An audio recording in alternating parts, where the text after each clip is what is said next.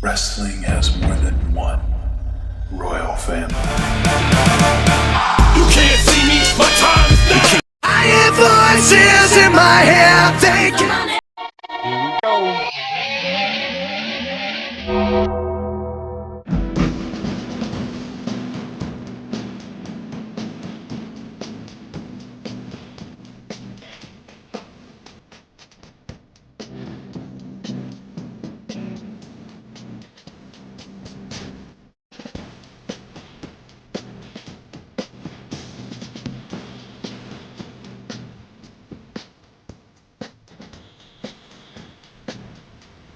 তো এই মুহূর্তে ডডলি তো বহুত প্রেডিক্টেবল হয়ে গেছে, এত বেশি প্রেডিক্টেবল যে আমরা যেটা ভাবছি একেবারে সেটাই হয়ে যাচ্ছে। আর দেখো স্যামিজের গান্তার আর কোরিকে নিয়ে যেটা ভেবেছিলাম, যেটা নিয়ে আমরা কথা বলছিলাম, অ্যাকচুয়ালি সেটাই হয়েছে।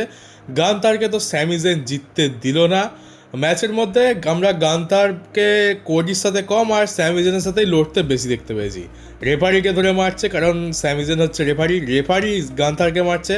তাই প্রথমে তো গান্তারের ওপর রেগে গিয়ে স্যামিজেন খুবই স্পিডে পিন করে দেয়, 1 2 3 একেবারে ফটাফট পিন করে দেয়। কিন্তু আবার নিক অল্ডিস বলে যে না, এরকমভাবে তো হবে না, ম্যাচ আবার রিস্টার্ট হবে। কিন্তু ম্যাচ রিস্টার্ট হওয়ার পর স্যামিজেনের জন্যই ডিসকোয়ালিফিকেশানে এন্ড হয়ে যায়। আর ফাইনালি আমরা দেখতে পাই যে এবারে 3 জনের মধ্যে ট্রিপল থ্রেড ম্যাচ হবে। এই ম্যাচটা এক্সপেক্ট করিনি, কিন্তু কি করবে, করিয়ে দিয়েছে নাইট অফ চ্যাম্পিয়ন্সে। আর অনেক দিন পর আমরা আবার কোনো পিএলিতে 5খানার বেশি ম্যাচ দেখতে পাচ্ছি। এবারে নাইট অফ চ্যাম্পিয়ন্সে 6খানা ম্যাচ রাখা হয়েছে, জানি না হয়তো দয়া হয়েছে আমাদের টেকর।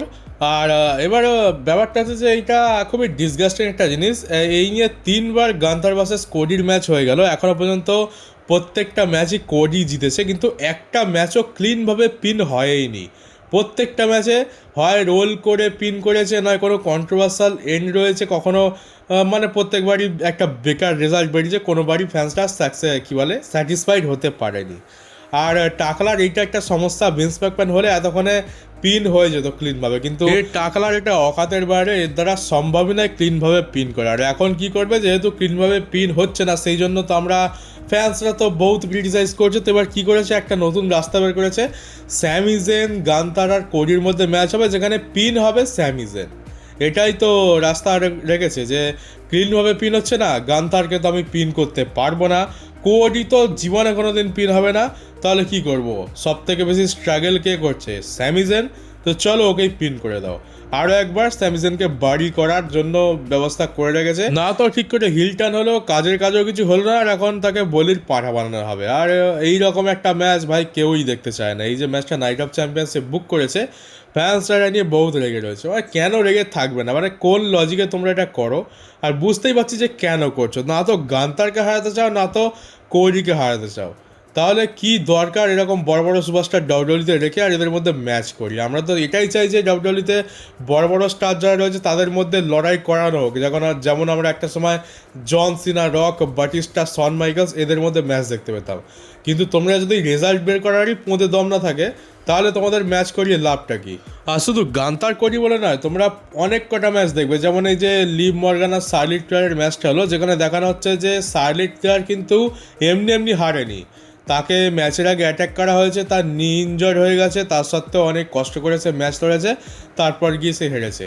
মানে টাকলা এটা ভেবে রেখেছে যে যদি কোনো সুপারস্টার পিন হয়ে যায় ক্লিনভাবে, তাহলে তার ভ্যালু কমে যাবে। কিন্তু ভ্যালু তো এমনিতেও কমছে, টাকলা যেভাবে সুপারস্টারদের ইউজ করছে, ভ্যালু তো অনেক দিন আগেই শেষ হয়ে গেছে। আর টাকলা ভাবছে ক্লিনভাবে পিন করালে এদের নাকি ভ্যালু কম হবে। ভ্যালু অ্যাকচুয়ালি আগে থেকেই মেরে রেখে দিয়েছে। আর এই জন্য ডাব্লিউডব্লিউইর একটাও ম্যাচেস আমার দেখতে ভালো লাগে না। আমি দেখেছি যখনই কোনো রেসলারকে হারানো হবে, আমরা দেখবো যে হয় তার কাঁধে ব্যথা হচ্ছে, পায়ে ব্যথা হচ্ছে, বুকে ব্যথা হচ্ছে, পিঠে ব্যথা হচ্ছে, কোথাও না কোথাও দেখানো হবে যে সে ইনজয়েড, আর সেই জন্য সে ঠিক করে লড়তে পারছে না, সেই জন্য সে হেরে যাচ্ছে। বিশেষ করে র্যান্ডি অর্টনের ক্ষেত্রে তো আমরা প্রচণ্ড দেখতে পাই, ও ম্যাচ হারবে মানে ওর পিঠে ব্যথা হবে, পায়ে ব্যথা হবে, কাঁধে ব্যথা হবে, এদিকে পুরোপুরি মেডিকেলি ক্লিয়ার রয়েছে, কোনো রকম সমস্যা নেই। আর টাকলা ভাবছে যে ওই রকম দেখালে হয়তো আমরা ভাববো যে না ঠিক আছে, হেরে গেছে, ভালো হয়েছে, এরকমভাবে লড়তে পারতো না। কিন্তু ওটা করে ভাবছে যে সুপারস্টারদের ভ্যালু কমবে না, কিন্তু ভ্যালু কিন্তু কমে যাচ্ছে। আর র্যান্ডি অর্টনের অবস্থা দেখো, ভ্যালু কত বেশি কমে গেছে। এখন আর র্যান্ডি অর্টনের হাল জওয়ারদের মতো। এক তো ঠিক মতো স্টোরি লাইন তো দেয় না, সে আমরা শেষ ভালো স্টোরি লাইন কোন যুগে দেখতে পেয়েছিলাম সেটা মনে নেই। তার উপরে ম্যাচগুলোও তো ভালো দেয় না, আর তার উপর যদি ম্যাচের মধ্যে এরকম ন্যাকামো করে তাহলে কে দেখবে?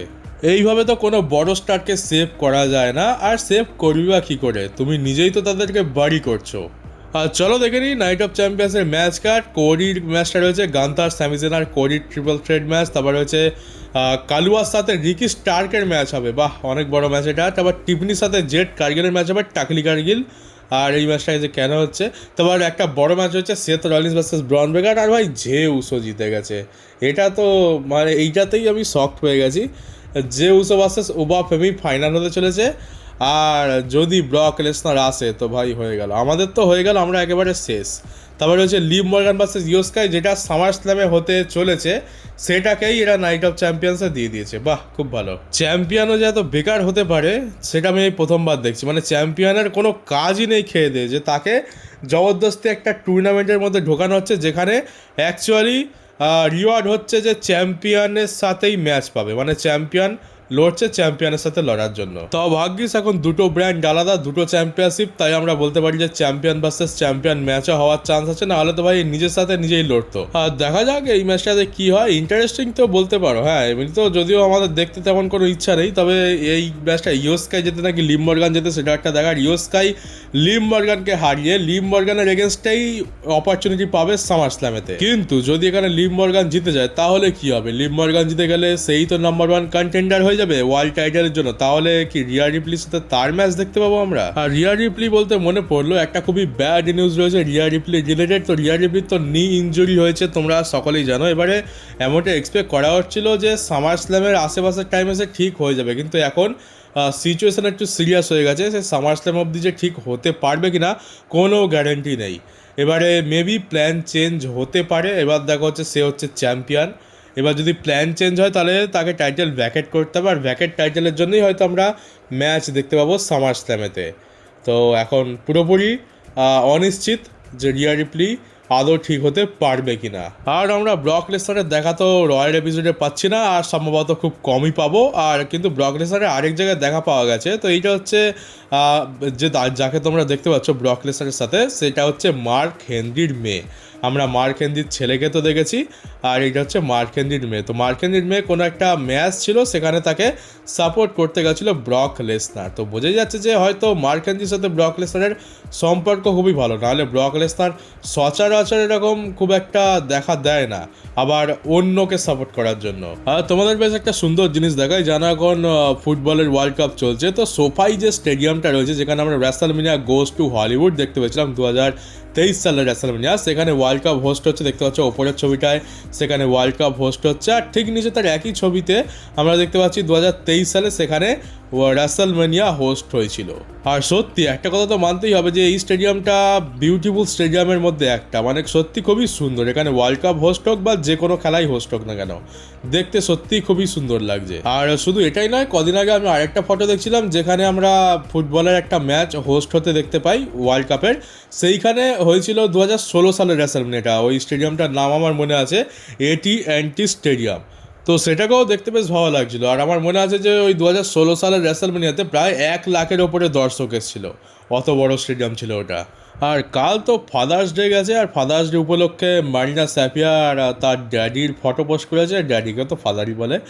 তো মারিনা স্যাপিয়ার দেখো কি পোস্ট করেছে, রড্রিগো স্ট্রং যে তার স্বামী, তাকে সে মারছে রিংয়ের মধ্যে, আর রড্রিগো স্ট্রংও তাকে মারছে, সেইটা সে ফাদার্স ডে হিসাবে পোস্ট করেছে, মানে ফাদার্স ডে উপলক্ষে পোস্ট করেছে। এটাও বেশ ঠিক আছে, স্বামী নির্যাতন পুরুষ নির্যাতন আমরা এখানেও দেখতে পাচ্ছি রেসলিং জগতেও, আর যে ফাদার সেই তো ড্যাডি, তাহলে ঠিকই আছে। একটা সময় ছিল যখন আমরা ড্যাডি মানে ফাদারই জানতাম, এখন যত বড় হচ্ছি দিন দিন সব কিছুর মানে পাল্টে যাচ্ছে। বাচ্চাদের কাছে তো ড্যাডি মানে ফাদারই বটে, তবে আমরা জানি যে এ ড্যাডি সে ড্যাডি নয়। আর গাইস, যে উসো জিতে গেছে কেমন লাগছে, তোমরা কেমন ফিল করছো? এখন ব্লাড লাইনে সেই পুরনো গৌরব ফিরিয়ে আনার দায়িত্ব এখন পুরোপুরি জেউসোর কাঁধে। জেউসো যদি ফাইনাল জিতে যায় তাহলে তো অবশ্যই কোডির এগেনস্টে যাচ্ছে, সে তো একেবারে পুরোপুরি কনফার্ম হয়ে গেল। মানে কত রকমের অপশান ছিল, Seth Rollins, Oba Femi, Bron Breakker, LA Knight, Finn Balor, কিন্তু টাকলা ঘুরে ফিরে সেই জেউসোকেই পেল। আর ওবা ফেমির এখনও বলবো না যে চান্স একেবারে চলে গেছে, তবে ওবা ফেমির চান্সটা আমি তো বলবো কমই রয়েছে। এবারে নাইট অফ চ্যাম্পিয়ন্সে সবাই মনে প্রাণে চাইবে যে ওবাফেমি জিতে যাক, কিন্তু ওবাফেমি জিতলেও অনেক বড় সমস্যা, একসাথে দুটো স্টোরি লাইন কী করে হবে। ওবাফেমি একদিকে তো ব্রক লেসনারকে খুঁচিয়ে যাচ্ছে প্রত্যেক দিন, আর ওবাফেমি যদি king of the ring tournament জিতে গিয়ে রোমান রেন্সকে কিংবা কোডিকে যদি চ্যালেঞ্জ করে দেয়, তো সেই ম্যাচটাতে তো কী হবে আমরা সকলেই জানি।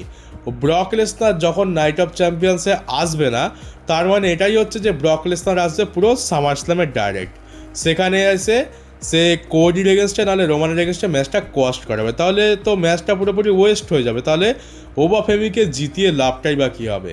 এই জন্যই বলি যে কোনো একটা জিনিস করো, একসাথে দুটো জিনিস করলে খুবই বেকার একটা রেজাল্ট বেরোবে। হয় ব্রক লেসনারের ওপর ফোকাস করো, আর নাহলে তুমি চ্যাম্পিয়নের ওপর ফোকাস করো। তাই জন্যে লজিক দিয়ে দেখতে গেলে এখানে জেউসোর জেতাটাই সব থেকে বেশি ভ্যালিড দেখাচ্ছে, যেটা আমরা একদমই দেখতে চাই না। যাকে আমরা জিততে দেখতে চাই তার এমন গেঁড়াগল করে রেখেছে যে দেখতেও মানে ভবিষ্যৎ খুবই বেকার হতে চলেছে। মানুষে একটা স্টোরি লাইন পায় না, আর ওবাফেমির কাছে দুখানা স্টোরি লাইন। এই নাইট অফ চ্যাম্পিয়ন্সের ফাইনাল যে ম্যাচটা রয়েছে ওবাফেমি ভার্সেস জেউসো, এই ম্যাচটা নিয়ে আমরা শুরুর দিকে তো প্রচণ্ড এক্সাইটেড ছিলাম, কারণ আমরা জানতাম না যে জেউসোই ফাইনালে যেতে চলেছে। আমরা সত্যি কেউই এক্সপেক্ট করিনি যে জেউসো ফাইনাল অবধি যাবে, আবার ফাইনাল জিততেও পারে। তবে এখন সত্যি কথা বলতে এই ম্যাচটা নিয়ে কারোর কোনো মাথা ব্যথা নেই, সবাই তো আতঙ্কে রয়েছে। এই ম্যাচটা আমাদের দেখতেও হবে, আর এর রেজাল্টটাও ফেস করতে হবে।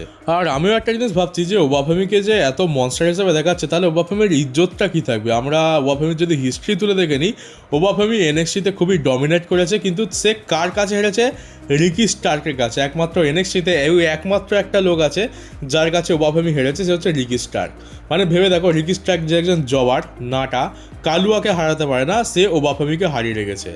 আর এইবারে মেন রস্টারে আসার পর ব্রক লেসনারের কাছে ওবাফেমি হেরেছে, সে তো ভাই মানা যাচ্ছে। ব্রক লেসনারের কাছে তো সকলে হারতে বাধ্য, দেখে বিলিভেবলও লাগে।